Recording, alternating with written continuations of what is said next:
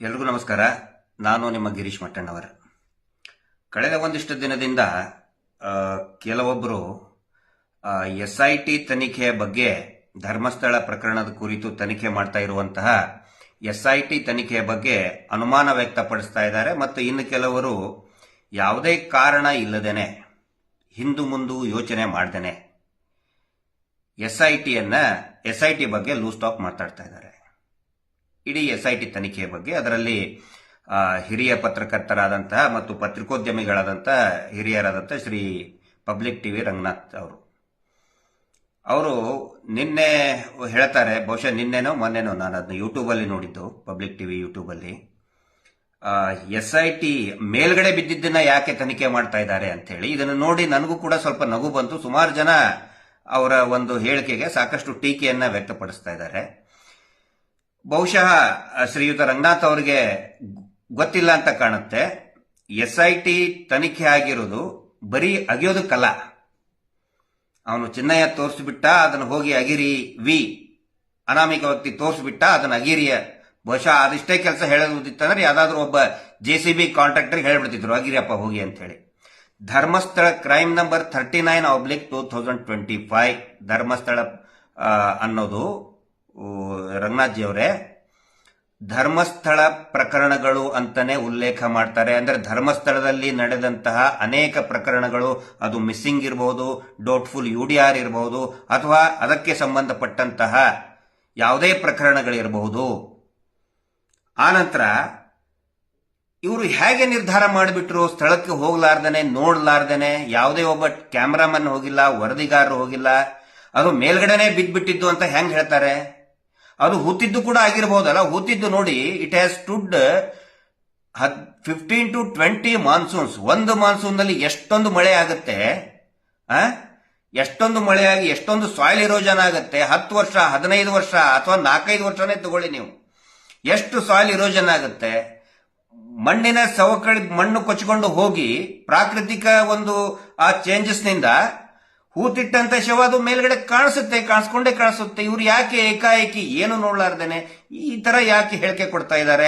ಅದು ಒಂದು ಪ್ರತಿಷ್ಠಿತ ಚಾನೆಲ್ನ ಪ್ರತಿಷ್ಠಿತ ಆಂಕರ್ ಆಗಿ ಯಾಕೆ ಈ ತರ ಹೇಳಿಕೆ ಕೊಡ್ತಾರೋ ನನಗಂತರೂ ಅರ್ಥ ಆಗ್ತಾ ಇಲ್ಲ. ದಯವಿಟ್ಟು ಆ ತರ ಹೇಳಿಕೆ ಕೊಟ್ಟು ಇನ್ನೇನೋ ಆಮೇಲೆ ಲೂಸ್ ಟಾಕ್ ಮಾತಾಡೋದು, SIT ತನಿಖೆಯ ಬಗ್ಗೆ, ಅಧಿಕಾರಿಗಳ ಬಗ್ಗೆ, ಬಹುಶಃ ಇದನ್ನು ನೋಡಿದ್ರೆ ಏನೋ ಒಂದ್ ಕಡೆ ವಾಲಿ ಬೇಕು ಅಂತಲೇ ಮಾತಾಡ್ತಾ ಇದ್ದಾರೆ ಅಂತ ನನಗೆ ಅನಿಸ್ತಾ ಇದೆ. ಸಾರ್ವಜನಿಕರಿಗೂ ಕೂಡ ಆ ತರ ಭಾವನೆ ಬರ್ತಾ ಇದೆ. ಇನ್ನು ಕೆಲವೊಬ್ರು ಸೌಜನ್ಯ ಪ್ರಕರಣದ ಒಂದು ಕಾಳಜಿಯಿಂದ, ಸೌಜನ್ಯಾಳಿಗೆ ನ್ಯಾಯ ಸಿಗಬೇಕು ಅನ್ನುವಂತ ಕಾಳಜಿಯಿಂದ ಕೆಲವೊಂದಿಷ್ಟು ಅಧಿಕಾರಿಗಳ ಮೇಲೆ, SIT ಅಧಿಕಾರಿಗಳ ಮೇಲೆ ಆರೋಪ ಮಾಡ್ತಾ ಇದ್ದಾರೆ. ಹಿಂದೆ ನಾನು ಕೂಡ ಮಾಡಿದ್ದೆ. ಚಿನ್ನಯ್ಯನ ಏನೊಂದು ಫೀಡ್ಬ್ಯಾಕ್ ಕೊಟ್ಟಿದ್ದ, ಇದರ ಮೇಲೆನೆ ಇವರು ಬೇಕು ಅಂತಲೇ ಮಾಡ್ತಾ ಇದ್ದಾರೆ ಅಂತ. ನನಗೀಗ ಅನ್ಸೋದು, ಈ SIT ಅಧಿಕಾರಿಗಳ ಬಗ್ಗೆ ಏನಾದರೂ ನಿಖರವಾದಂತಹ, ಅವರು ಏನೋ ತಪ್ಪು ಮಾಡ್ತಾ ಇದ್ದಾರೆ, ದುಡ್ಡು ತಗೊಂಡಿದ್ದಾರೆ, ನಿಖರ ದಾಖಲೆಗಳಿದ್ರೆ ದಯವಿಟ್ಟು ಆ ದಾಖಲೆಗಳನ್ನ ಹಿರಿಯ ಅಧಿಕಾರಿಗಳ ಗಮನಕ್ಕೆ ತಂದು ಮಾತಾಡೋದು ಒಳ್ಳೇದು. ಯಾಕಂತ ಹೇಳಿದ್ರೆ ಈಗ ತನಿಖೆ ಶುರುವಾಗಿ ಒಂದು ಹಂತಕ್ಕೆ ಬಂದಿದೆ. ಹಿಂಗಾಗಿ ದಯವಿಟ್ಟು ಯಾರು ಕೂಡ, ಇದು ಒಂದು SIT ಅಂತ ಹೇಳಿದ್ರೆ ನೋಡಿ, ಅದರದ್ದು ನಾನು ವಕ್ತಾರ ಅಂತೂ ಖಂಡಿತ ಅಲ್ಲ, ಬಟ್ ನನ್ನ ಅನುಭವಕ್ಕೆ ಬಂದಿದ್ದು ಹೇಳ್ತಾ ಇದ್ದೀನಿ. ನನ್ನ ಅಭಿಪ್ರಾಯ ಮಾತ್ರ ನಾನು ತಿಳಿಸ್ತಾ ಇದ್ದೀನಿ. SIT ಅವರು ಇಡೀ ಒಂದು ದೊಡ್ಡ ಟೀಮ್, ಅದು ಅಲ್ಲಿನೇ ಸಾಕಷ್ಟು ಹೈರಾರ್ಕಿ ಇದೆ. ಮತ್ತು ಇದು ಒಂದೇ SIT ಅಲ್ಲ, ಅನೇಕ SITಗಳು ಕೂಡ ಈ ರಾಜ್ಯದಲ್ಲಿ ಈಗಲೂ ಕೂಡ ಕೆಲಸ ಮಾಡ್ತಾ ಇದೆ. 1 or 2 SIT ಈಗಲೂ ಕೂಡ ಕೆಲಸ ಮಾಡ್ತಾ ಇದೆ. ಅನೇಕ ಪ್ರಕರಣಗಳಲ್ಲಿ SIT ಟೀಮ್ ಫಾರ್ಮೇಶನ್ ಆದಾಗ ಒಬ್ರು ಇಬ್ರು ಏನಾದ್ರೂ ತಪ್ಪು ಮಾಡಿರ್ತಾರೆ. ಆ ತರ ಏನಾದ್ರೂ ಇದ್ರೆ SIT ಅಧಿಕಾರಿಗಳ ಗಮನಕ್ಕೆ ಬರ್ತದೆ, ಅದು ಹಿರಿಯ ಅಧಿಕಾರಿಗಳ ಗಮನಕ್ಕೆ ಬರ್ತದೆ. ಅವರು ಅದರ ಮೇಲೆ ಕ್ರಮ ಕೈಗೊಳ್ಳಿ ಹೊರತು ನಾವು ಯಾರು ಕೂಡ, ನಾನು ಎಲ್ಲಾ ಸೌಜನ್ಯ ಹೋರಾಟಗಾರರಿಗೆ ಮತ್ತು ನ್ಯಾಯ ಬಯಸ್ತಕ್ಕಂಥ ಎಲ್ಲರಿಗೂ ಕೂಡ ನಾನು ಹೇಳ್ತಾ ಇದ್ದೀನಿ, ದಯವಿಟ್ಟು SITಯ ಕುರಿತಾಗಿ ಯಾವುದೇ ರೀತಿಯಾದಂತಹ ಅನುಮಾನ ವ್ಯಕ್ತಪಡಿಸುವುದು ಬೇಡ. ನಾನು ಕೂಡ ಈಗ ಏನು ಹಿಂದೆ ನಾವು ಮಾತಾಡಿದ್ವಿ, ಬೇಡ ಅನಿಸ್ತಾ ಇದೆ. ಯಾಕಂತ ಹೇಳಿದ್ರೆ ಇದು SIT ವರ್ಸಸ್ ಸೌಜನ್ಯ ಹೋರಾಟ ಆಗುದು ಬೇಡ. ಅದು ನಮ್ಮ ಉದ್ದೇಶನೂ ಕೂಡ ಅಲ್ಲ. ಸೌಜನ್ಯ ಹೋರಾಟದ ಉದ್ದೇಶ ಕೊಲೆಗಡಕರಿಗೆ ಪ್ರಭಾವಿ ಧರ್ಮಸ್ಥಳದಲ್ಲಿ ನಿರಂತರವಾಗಿ 30-40 ವರ್ಷ ಶೋಷಣೆ ಮಾಡಿ, ಕೊಲೆ ಮಾಡಿ, ಅತ್ಯಾಚಾರ ಮಾಡಿ, ಭೂ ಕಬಳಿಕೆ ಮಾಡಿದಂತಹ ಆ ಕುಟುಂಬಕ್ಕೆ ಮತ್ತು ಇಡೀ ರಾಜ್ಯಾದ್ಯಂತ ಅತ್ಯಾಚಾರ ಪ್ರಕರಣಗಳು, ಈ ಲೈಂಗಿಕ ದೌರ್ಜನ್ಯ, ಸೆಕ್ಸುವಲ್ ಅಬ್ಯೂಸ್ಮೆಂಟ್ ನಿಲ್ಲಬೇಕು ಅನ್ನೋದು ಸೌಜನ್ಯ ಹೋರಾಟದ ಉದ್ದೇಶ ಹೊರತು ಪೊಲೀಸ್ ವರ್ಸಸ್ ಸೌಜನ್ಯ ಹೋರಾಟಗಾರರು, SIT ವರ್ಸಸ್ ಸೌಜನ್ಯ ಹೋರಾಟಗಾರರು ಅದು ಆ ರೀತಿ ಆಗೋದು ಬೇಡ. ಒಂದು ವೇಳೆ ಏನಾದರೂ ನಮ್ಮ ಈ ತನಿಖೆಗೆ ವ್ಯತಿರಿಕ್ತವಾಗಿ ಆಗುವಂತಹ ಬೆಳವಣಿಗೆ ಏನಾದರೂ ನಡೆದಿದ್ರೆ, ಅಲ್ಲಿರ್ತಕ್ಕಂಥ ಸಿಬ್ಬಂದಿಗಳಿಂದ ನಡೆದಿದ್ರೆ, ದಯವಿಟ್ಟು ಆ ದಾಖಲೆಗಳನ್ನ ಹಿರಿಯ ಅಧಿಕಾರಿಗಳಿಗೆ ತಗೊಂಡು ಬಂದ ಮೇಲೆ ಮಾತಾಡೋದು ಒಳ್ಳೆಯದು ಅನ್ನೋದು ನನ್ನ ಅಭಿಪ್ರಾಯ.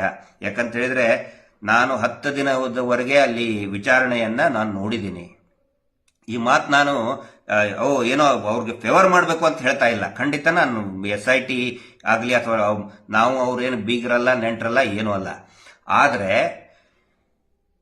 ನನ್ನ ನಿಲುವು ಏನು ಅಂತ ಹೇಳಿದ್ರೆ, ಈ ಕುರಿತಾಗಿ ಒಂದು ವೇಳೆ ಈಗ ನಮ್ಮನ್ನು ಅರೆಸ್ಟ್ ಮಾಡಬೇಕು ಅಂತ ಹೇಳಿ ಸಾಕಷ್ಟು ರಾಜಕೀಯ ಪಿತೂರು ನಡೆದಿದೆ. ಒಳಗಡೆನೂ ಕೂಡ ಈ ಧರ್ಮೋದ್ಯಮಿಗಳ ಪ್ರಭಾವಿಗಳ ಕಡೆಯಿಂದ ಸಾಕಷ್ಟು ಒತ್ತಡ ಬಂದಿದೆ. ಸರ್ಕಾರದ ಮೇಲೇನೂ ಒತ್ತಡ ಇದೆ, ಪೊಲೀಸರ ಮೇಲೇನೂ ಒತ್ತಡ ಇದೆ.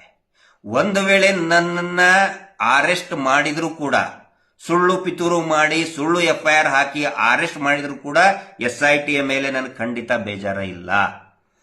ಬೇಜಾರಾಗೋದಿಲ್ಲ. ಆದರೆ ನನಗೆ ಬೇಜಾರ ಆಗೋದು, ನೋವು ಆಗೋದು ಯಾವಾಗ ಅಂತ ಹೇಳಿದ್ರೆ, SIT ತನಿಖೆ ನಿಲ್ಲಿಸಿ ನಿಜವಾದ ಅಪರಾಧಿಗಳು, ಕೊಲೆಗಡಕರು ಪರಾರಿಯಾದ್ರೆ ಆವಾಗ ನನಗೆ ಬೇಜಾರಾಗುತ್ತೆ. ಈ ಮಾತನ್ನು ನಾನು ಹೇಳಿದ್ದೇನೆ ಈಗಾಗಲೇ. ಇಲ್ಲಿ ನಮ್ಮ ಮೇಲೆ FIR ಆಗುತ್ತೋ ಬಿಡುತ್ತೋ, ಜೈಲಿಗೆ ಹೋಗ್ಬಿಡ್ತೇವೋ ಅದು ಮುಖ್ಯ ಆಗಬಾರದು. ಅಪರಾಧಿಗಳಿಗೆ SIT ತನಿಖೆ ಮುಖಾಂತರ ಶಿಕ್ಷೆ ಆಗಬೇಕನ್ನೋದು ನಮ್ಮ ನಿಲುವು, ನಮ್ಮ ಗುರಿ, ನಮ್ಮ ಫೋಕಸ್. ಇಲ್ಲಿ ವ್ಯಕ್ತಿಗಳು ನಾವು ಪ್ರಾಮುಖ್ಯತೆಯನ್ನ ಪಡ್ಕೊಳ್ಬಾರ್ದು ಅನ್ನೋದು ನನ್ನ ಸ್ಪಷ್ಟವಾದಂತಹ ಅಭಿಪ್ರಾಯ. ಹಿಂಗಾಗಿ ನಾನು ಕೂಡ ನನ್ನ ಅಭಿಪ್ರಾಯ ಯಾರಿಗೆ ಹೇಳಬೇಕು ಅವ್ರಿಗೆ ಹೇಳಿದ್ದೀನಿ. ನೋಡಿ, ನಮ್ಮನ್ನ ಅರೆಸ್ಟ್ ಮಾಡಿದ್ರು ಕೂಡ ನಮ್ಗೆ ಯಾವುದೇ ಬೇಜಾರ ಇಲ್ಲ. ಇನ್ನೂ ಒಂದು 10 FIR ಹಾಕ್ತೀರಾ, ಯಾವುದೇ ಬೇಜಾರ ಇಲ್ಲ. ಆದರೆ 40-50 ವರ್ಷದಿಂದ ನಿರಂತರವಾಗಿ ಏನು ದಬ್ಬಾಳಿಕೆ ನಡೆಸಿದ್ದಾರೆ ಅವರಿಗೆ ಶಿಕ್ಷೆ ಆಗಲಿಲ್ಲ ಅಂತ ಹೇಳಿದ್ರೆ ಅದು ನಮಗೆ ನಿಜವಾದ ಶಿಕ್ಷೆ. ಅದು ನಮಗೆ ನೋವನ್ನು ತರಿಸುತ್ತೆ.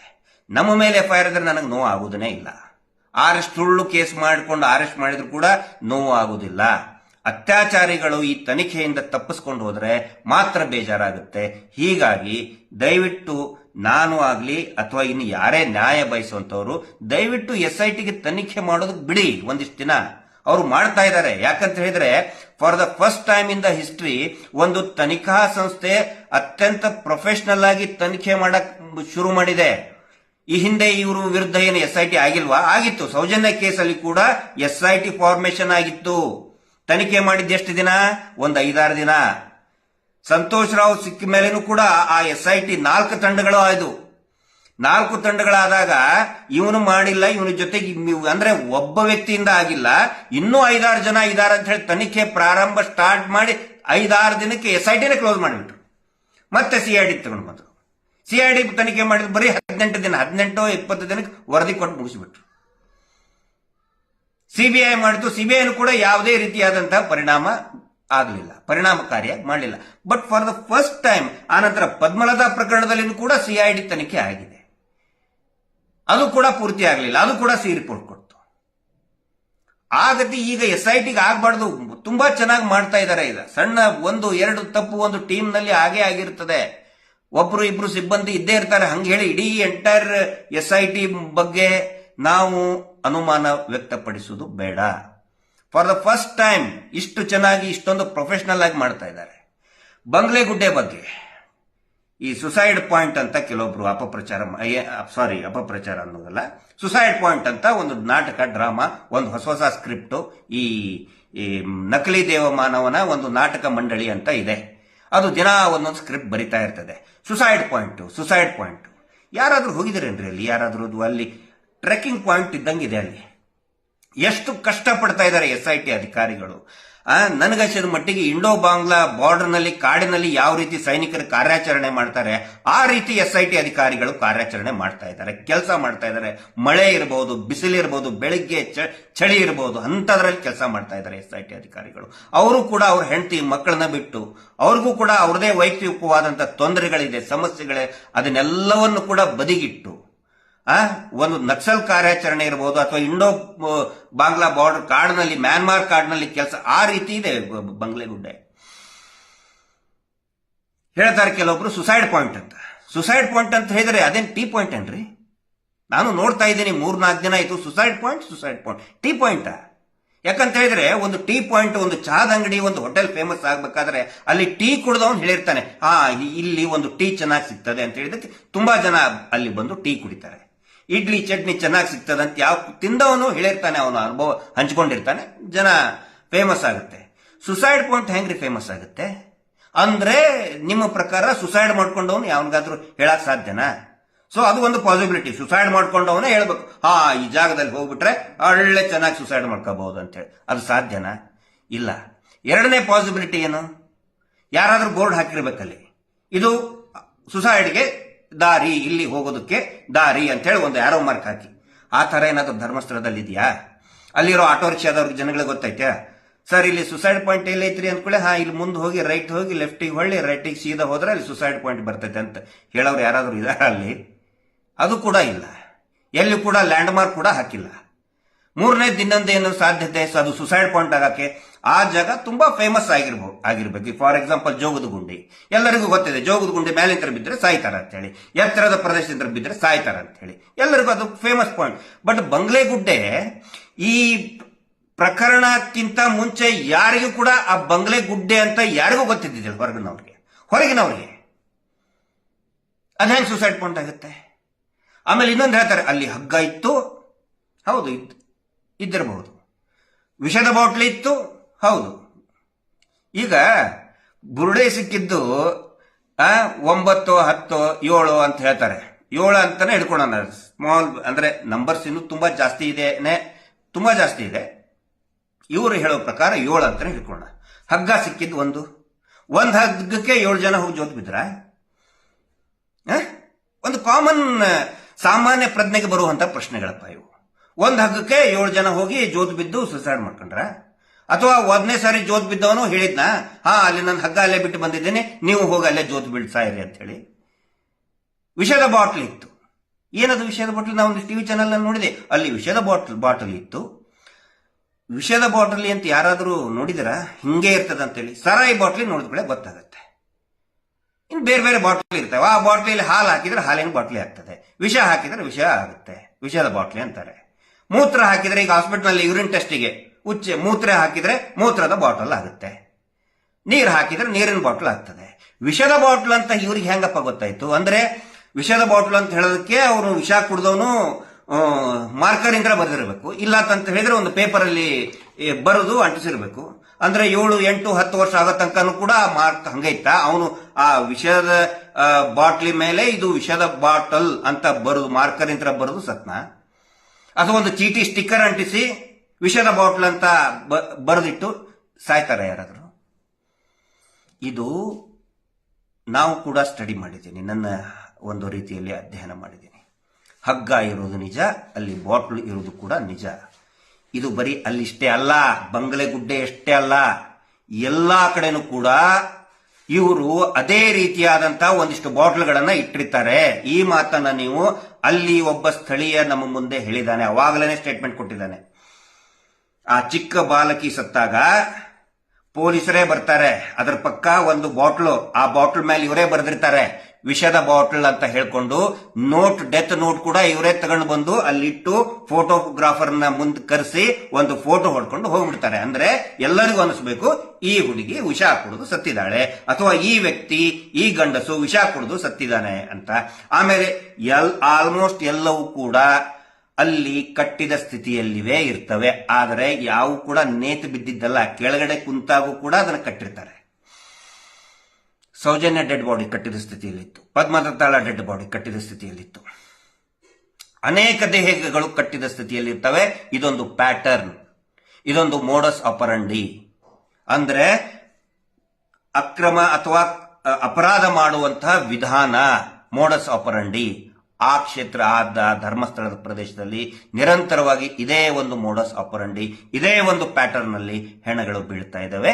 ಇದನ್ನ SIT ಅವರು ಕಂಡು ಹಿಡಿಬೇಕಾಗತ್ತೆ. ಏನು ನಾನು ಹೇಳಿದ್ದು ಕೂಡ ನಿಜ ಇರಲಿಕ್ಕಿಲ್ಲ. ನಾನು ನನ್ನ ಅಧ್ಯಯನ, ನನ್ನ ಸಂಶಯ, ಸ್ಥಳೀಯರ ಮಾತುಗಳನ್ನ, ಅನುಭವಗಳನ್ನ ಆಧಾರವಾಗಿ ಇಟ್ಕೊಂಡು ನಾನು ವ್ಯಕ್ತಪಡಿಸ್ತಾ ಇದ್ದೇನೆ. ಬಟ್ ಅಲ್ಟಿಮೇಟ್ಲಿ ಇದಕ್ಕೆ ಟ್ರೂತ್ ಹೊರಗಡೆ ಬರುವುದು, ಸತ್ಯ ಹೊರಗಡೆ ಬರಬೇಕಾಗಿರೋದು SIT ತನಿಖೆಯಿಂದ. ಅದನ್ನು ಮಾಡೋದಕ್ಕೆ ಬಿಡಬೇಕಲ್ಲ. ಆ ನಂತರ ಮೊನ್ನೆ ಅದು ಅಸ್ಥಿಪಂಜರ ಸಿಕ್ಕಿದ್ದು ವಯಸ್ಸಾದಂಥವ್ರು, ಕೊಡಗಿನ ಮೂಲದವರು, ವಾಕಿಂಗ್ ಸ್ಟಿಕ್ ಇತ್ತು ಅಂತ ಹೇಳ್ತಾರೆ. ಸಿಕ್ಕಿರಬೇಕು. ಮತ್ತು ಅವರು ಮಕ್ಕಳು ಕೂಡ ಅದನ್ನ ಮಡಿಕೇರಿ ಸೋಮವಾರಪೇಟೆಯವರು ಅಕ್ನಾಲೇಜ್ ಮಾಡಿದ್ದಾರೆ, ಹೌದು ನಮ್ಮ ತಂದೆ ಹೋಗಿದ್ರು ಅಂತೇಳಿ. ಇಲ್ಲಿ ಪ್ರಶ್ನೆ ಬರೋದು, ಆ ಬಂಗ್ಲೆಗುಡ್ಡೆಗೆ ಪೊಲೀಸರು ಹತ್ತಬೇಕಾದ್ರೆ ಮತ್ತೆ ಸೋಕೋ ಟೀಮ್ನವ್ರು ಹತ್ತಬೇಕಾದ್ರೆ ಜಾರಿ ಬಿದ್ದಿದ್ದಾರೆ. ವಾಕಿಂಗ್ ಸ್ಟಿಕ್ ಅವ್ರು ಹೇಳ್ತಾರೆ 2 ಸಾರಿ ಸ್ಟ್ರೋಕ್ ಆಗಿತ್ತು ಅಂತ ಹೇಳ್ತಾರೆ. ಅವ್ರ ಮಗ, ಅವರ ಚಿರಂಜೀವಿ ಅವರು ಸೋಮವಾರಪೇಟೆಯಿಂದ ಹೇಳ್ತಾರೆ, 2 ಸಾರಿ ನಮ್ಮ ತಂದೆಗೆ ಸ್ಟ್ರೋಕ್ ಆಗಿತ್ತು, ಏಜ್ 70+ ಇದೆ, ವಾಕಿಂಗ್ ಸ್ಟಿಕ್ ಹಿಡ್ಕೊಂಡು ಒಂದೊಂದು ಹೆಜ್ಜೆ ಅವರು ನಡೀತಾ ಇದ್ರು. ಇವರು ಹೇಳೋದು, ಅಲ್ಲಿ ಹೋಗಿ ಈ ವ್ಯಕ್ತಿ ಪಾಪ ವಯಸ್ಸಾದಂತಹ ವ್ಯಕ್ತಿ ಪೊಲೀಸರು ಹೋಗೋದಕ್ಕೆ ಹರಸಾಹಸ ಪಟ್ಟಿದ್ದಾರೆ, ಬಿದ್ದಿದ್ದಾರೆ ಜಾರಿ. ಸೋಕೋ ಟೀಮ್ನೇ ಜಾರಿ ಬಿದ್ದಿದ್ದಾರೆ. ಒಂದಿಷ್ಟು FSL ಅದಕ್ಕೆ ಇವರು ಕೂಡ ಬಿದ್ದಿದ್ದಾರೆ ಜಾರಿ. ಹತ್ತಕ್ಕಾಗಿಲ್ಲ. ನೀವು ನೋಡಿರ್ತೀರಾ, ಟಿವಿಯಲ್ಲಿ ಯೂಟ್ಯೂಬ್ ನಲ್ಲಿ ನೋಡಿರ್ತೀರಾ, ಹತ್ತೋದಕ್ಕೆ ಎಷ್ಟು ಹರಸಾಹಸ ಪಟ್ಟಿದಾರಲ್ಲಿ. ಅಂಥದ್ರಲ್ಲಿ 2 ಸಾರಿ ಸ್ಟ್ರೋಕ್ ಆದಂತಹ ವ್ಯಕ್ತಿ ವಾಕಿಂಗ್ ಸ್ಟಿಕ್ ಹಿಡ್ಕೊಂಡು ಹೋಗಿದ್ನ. ಏನೇನು BDA ಪಾರ್ಕಲ್ಲಿ ವಾಕಿಂಗ್ ಮಾಡ್ತಾ ಇದ್ರು ಅವ್ರು ಹೆಂಗ್ರಿ ಹತ್ತಕ್ಕೆ ಸಾಧ್ಯ ಆಗುತ್ತೆ ಅಷ್ಟೊಂದು ಸ್ಟೀಪ್ ಇದರಲ್ಲಿ. ಆ ನಂತರ ನೀವು ನೋಡಿರ್ಬೋದು, ಉಪ್ಪಿನ ಮೂಟೆ, ಒಂದೊಂದು ಉಪ್ಪಿನ ಮೂಟೆ 3 ಜನ ಎತ್ಕೊಂಡು ಹೋಗಿದ್ದಾರೆ. ಒಂದು ಡೆಡ್ ಬಾಡಿ ಹೆಂಗೆ ಎತ್ಕೊಂಡು ಹೋಗಕ್ಕಾಗುತ್ತೆ? ಅಲ್ಲಿನೇ ಯಾಕೆ ಎಸೆದಿದ್ದಾರೆ? ಯಾಕೆ ಎಸೆದಿರ್ತಾರೆ ಅಂತ ಹೇಳಿದ್ರೆ, ಒಂದು ನಿರ್ದಿಷ್ಟ ಕಾರಣದಿಂದನೇ ಡೆಡ್ ಬಾಡಿಯನ್ನ ಅಲ್ಲಿ ತಗೊಂಡು ಹೋಗಿರ್ತಾರೆ ಅನ್ನುವಂಥ ಅನುಮಾನ. ನಿರ್ದಿಷ್ಟ ಕಾರಣ ಯಾವುದಿರಬಹುದು? ನರಬಲಿ ಇರಬಹುದಾ? ಯಾಕಂತ ಹೇಳಿದ್ರೆ, ವಯಸ್ಸಾದ ವಾಕಿಂಗ್ ಸ್ಟಿಕ್ ಹಿಡ್ಕೊಂಡು ಅಲ್ಲಿ ಹ್ಯಾಂಗ್ರಿ ಹತ್ತಿಯಲ್ಲಿ ಸುಸೈಡ್ ಮಾಡ್ಕೊಳ್ತಾರೆ. ಒಂದು ಕಾಮನ್ ಸೆನ್ಸ್, ಒಂದು ಸಾಮಾನ್ಯ ಪ್ರಜ್ಞೆಗೆ ಬರುವಂತ ಸಂಶಯಗಳಿವೆಲ್ಲ. ಅವುಗಳನ್ನು ನಾನು ವ್ಯಕ್ತಪಡಿಸ್ತಾ ಇದ್ದೇನೆ. ಇಷ್ಟೆಲ್ಲ ಇಟ್ಕೊಂಡು ರಂಗನಾಥ್ ಅಂತ ಒಬ್ಬ ಖ್ಯಾತಿವೆತ್ತಂತಹ ಆಂಕರ್ ಅವರಾಗ್ಲಿ, ಇನ್ನೂ ಕೆಲವೊಂದಿಷ್ಟು ಜನ, ಆ ಬಿಡಿ, ಬೇರೆಯವ್ರ ಬಗ್ಗೆ ಮಾತಾಡೋದು ಬೇಡ, ಅವ್ರದ್ದು ಬಗ್ಗೆ ಅವಶ್ಯಕತೆ ಇಲ್ಲ. ದಿನಾ ಒಂದೊಂದು ಸುಳ್ಳು ಹೇಳ್ತಾ ಇದ್ದಾರೆ. ಮಹೇಶ್ ಶೆಟ್ಟರ್ದ ಅದು ವಿಡಿಯೋ ಬಿಟ್ಟಿಂದೆ ಅದು ತೋರಿಸ್ತಾ ಇದ್ದಾರೆ. ಒಂದು ಸುಳ್ಳು ಇದನ್ನು ಮಾಡಿದ್ದಾರೆ. ಅಲ್ಲಿ ಏನೋ ವಾಶ್ ಬೇಸಿನ್ನದ್ದು 2025ರಲ್ಲಿ ಹಾಕಿದ್ದಂತೆ. ಆ ರೂಮ್ ಅಲ್ಲಿ, ಆ ಕೋಣೆಯಲ್ಲಿ ವಾಶ್ ಬೇಸಿನ್ನೇ ಇಲ್ಲ. ಸುಮ್ನೆ ಏನೇನೋ ಒಂದು ಸುಳ್ಳು ಹೇಳ್ತಾ ಹೋಗ್ತಾ ಇರ್ತಾರೆ. ಅವ್ರು ದುಡ್ಡು ಕೊಟ್ಟಿರ್ತಾರೆ, ಮೂಳೆ ಬಿಸಾಕಿರ್ತಾರೆ, ಬಿಸ್ಕೆಟ್ ಬಿಸಾಕಿರ್ತಾರೆ, ನಕಲಿ ದೇವಮ್ಮನೋ ಅಂತ ತಗೊಂಡು ಒಂದಿಷ್ಟು ಟಿವಿ ಚಾನಲ್ ಕೂತ್ಕೊಂಡು ಹೇಳ್ತಾ ಇರ್ತಾರೆ. ಆದ್ರೆ ಇವುಗಳನ್ನೆಲ್ಲವನ್ನು ಕೂಡ ವಿಶ್ಲೇಷಣೆ ಮಾಡಬೇಕಾದ್ರೆ, ಇವುಗಳನ್ನೆಲ್ಲ ಪರಿಶೀಲನೆ ಮಾಡಬೇಕಾಗತ್ತೆ. SIT ತನಿಖೆ ಮಾಡ್ತಾ ಇದೆ. ದಯವಿಟ್ಟು ಅವ್ರನ್ನ SITಗೆ ವೆರಿ ಕ್ಯಾಲಿಬರ್, ಹೈ ಕ್ಯಾಲಿಬರ್ ಇರುವಂತಹ ಹಿರಿಯ ಅಧಿಕಾರಿಗಳಿದ್ದಾರೆ, ನಾವು ಗೊತ್ತಿದೆ. ತುಂಬಾ ಚೆನ್ನಾಗಿ ಪ್ರೊಫೆಷನಲ್ ಆಗಿ ಮಾಡ್ತಾ ಇದ್ದಾರೆ. ದಯವಿಟ್ಟು ಅವ್ರನ್ನ ಮಾಡೋದನ್ನ ಬಿಟ್ಟು ಕಂಡಲ್ಲಿ ಸ್ಟ್ರೈಕ್ ಮಾಡೋದು, SIT ನಿಂದಿಸೋದಕ್ಕೆ ಏನ್ ಬೇಕೋ ಎಲ್ಲಾ ಪ್ರಯತ್ನನೂ ಮಾಡ್ತಾ ಇದ್ದಾರೆ. ಯಾಕೆ ಈ ಕುಟುಂಬದವರು ಮಾಡಿಲ್ಲ ಅಂದ್ರೆ ಇಷ್ಟೊಂದು ಯಾಕೆ ಅವರು ಲಗಾಟ ಹೊಡಿತಾ ಇದ್ದಾರೆ? ಆ ನಂತರ ಇವತ್ತು ಸಾಯಂಕಾಲ ಆ ಚಿನ್ನಯ್ಯನ ಹೆಂಡತಿಂದ್ರ ಸ್ಟೇಟ್ಮೆಂಟ್ ಅವರಾಗೆ ಕೊಟ್ಟಿರೋಕ್ ಸಾಧ್ಯನೇ ಇಲ್ಲ. ಇವರೇ ಯಾರಾದ್ರೂ ಹ್ಯಾಂಡಲ್ ಮಾಡ್ತಾ ಇದ್ದಾರೆ. ನಾವು SITಗೆ ವಿನಂತಿ ಮಾಡ್ಕೊಳ್ಳೋದು, ದಯವಿಟ್ಟು ಅದನ್ನ ಕಂಡು ಹಿಡಿಬೇಕು. ಯಾರು ಅವನನ್ನ ಉಲ್ಟಾ ಹೊಡ್ಸಕ್ ನೋಡಿದ್ರು ನಮಗ್ ಗೊತ್ತಿದೆ, ಎಲ್ಲವೂ ಕೂಡ ಗೊತ್ತಿದೆ. ಏನೇನು ಇಲ್ಲಿ ಕೆಟ್ಟ ಕೆಲಸ, ಯಾವ್ಯಾವ ಷಡ್ಯಂತ್ರ ಮಾಡಿದ್ದಾರೆ, ಒಳ ಸಂಚು ಮಾಡಿದ್ದಾರೆ, ಎಲ್ಲಾ ಗೊತ್ತು. ದಯವಿಟ್ಟು ಅದು ಕೂಡ ಬಯಲಿಗೆ ಎಳಿಬೇಕಲ್ವಾ? ಅದು ನಮ್ಮ ಆಶಯ. ಹಿಂಗಾಗಿ ನಾವು SITಗೆ ಇನ್ನೂ ಹೆಚ್ಚಿನ ಶಕ್ತಿ ತುಂಬೋಣ. ಮತ್ತು ಕೊನೆಯದಾಗಿ ಹೇಳ್ತಾ ಇದ್ದೇನೆ, ಯಾರು ಏನ್ ಹೇಳ್ತಾರೋ ಗೊತ್ತಿಲ್ಲ, ಯಾರಾದ್ರೂ ಏನಾದ್ರೂ SITಗೆ ಅಂದು ಅನುಮಾನ ವ್ಯಕ್ತಪಡಿಸಿದರೆ ಅವರೇ ಹೊಣೆಗಾರರಾಗುತ್ತಾರೆ ಹೊರತು ಸೌಜನ್ಯ ಹೋರಾಟ ಸಮಿತಿ ಅದಕ್ಕೆ ಸಂಬಂಧ ಇಲ್ಲ. ಸೌಜನ್ಯ ಹೋರಾಟ ಸಮಿತಿ ವಿ ಸ್ಟ್ಯಾಂಡ್ ವಿತ್ SIT. ಕೆಲವೊಂದಿಷ್ಟು ಇವು ಆಗಿರ್ತವೆ, ಕೇಸು ಅವು ಇವು ಆಗಿರ್ತವೆ, ನಾವು ಅದಕ್ಕೆ ತಲೆ ಕೆಡಿಸ್ಕೊಳ್ಳಲ್ಲ. ನಮ್ಮ ಉದ್ದೇಶ ಅತ್ಯಾಚಾರಿಗಳ ಬಂಧನ ಆಗಬೇಕು, ಶಿಕ್ಷೆ ಆಗಬೇಕು, ಜೈಲಲ್ಲೇ ಕೊಳಿಬೇಕು ಅವರು. ಯಾಕಂದ್ರೆ ನರ ರಾಕ್ಷಸರವರು, ಅಂತಹ ಪ್ರಭಾವಿ ನರ ರಾಕ್ಷಸರು. ಇಡೀ ವ್ಯವಸ್ಥೆಯನ್ನೇ ಅವರ ಕೈಯಲ್ಲಿ ಹಿಡ್ಕೊಂಡವರು. ಅಷ್ಟೇ ಅಲ್ಲ, ಅವರು ಮಂಜುನಾಥ ಸ್ವಾಮಿಯ ಬಗ್ಗೆ ಎಳ್ಳಷ್ಟು ಭಕ್ತಿ ಇಲ್ಲದೆ ಹೋದ್ರು ಕೂಡ ಮಂಜುನಾಥ ಸ್ವಾಮಿಯನ್ನೇ ವ್ಯಾಪಾರ ಮಾಡಿ ತಾನೇ ಮಾತನಾಡುವ ಮಂಜುನಾಥ ಅಂತ ಬೊಗಳೆ ಬಿಟ್ಟಂತವ್ರು, ಜನರನ್ನ 40-50 ವರ್ಷಗಳಿಂದ ಯಾಮಾರಿಸಿದವರು. ಅಂತಹ ಪ್ರಭಾವಿ ವ್ಯಕ್ತಿಯ ವಿರುದ್ಧ ಕೆಲವೊಂದಿಷ್ಟು ಇನ್ವೆಸ್ಟಿಗೇಷನ್ ಆಗಬೇಕಾದ್ರೆ ಏನೋ ಸ್ವಲ್ಪ ಹೆಚ್ಚು ಕಡಿಮೆ ಆಗುತ್ತೆ, ತಕ್ಷಣನೇ ರಿಸಲ್ಟ್ ಬರೋದು ಕಡಿಮೆ ನಾವು ಬಯಸಕ್ ಆಗುದಿಲ್ಲ. ಮೊನ್ನೆನೂ ಕೂಡ ಒಂದು ನಮ್ಮ ಅವನಿಯಾನದಲ್ಲಿ ಹೇಳಿದ್ದೇನೆ, ಈಗಲೂ ಹೇಳ್ತಾ ಇದ್ದೇನೆ, ಇಮಿಡಿಯೇಟ್ ಆಗಿ ರಿಸಲ್ಟ್ ಬೇಕು ಅಂತ ಬರಲಿಲ್ಲ ಅಂತ ಹೇಳಿದ್ರೆ ಏನೋ ಟೀಕೆ ಮಾಡೋದು ಬೇಡ. ನಮಗವ್ರು ಏನೇ ಅಂದ್ರೂ ಕೂಡ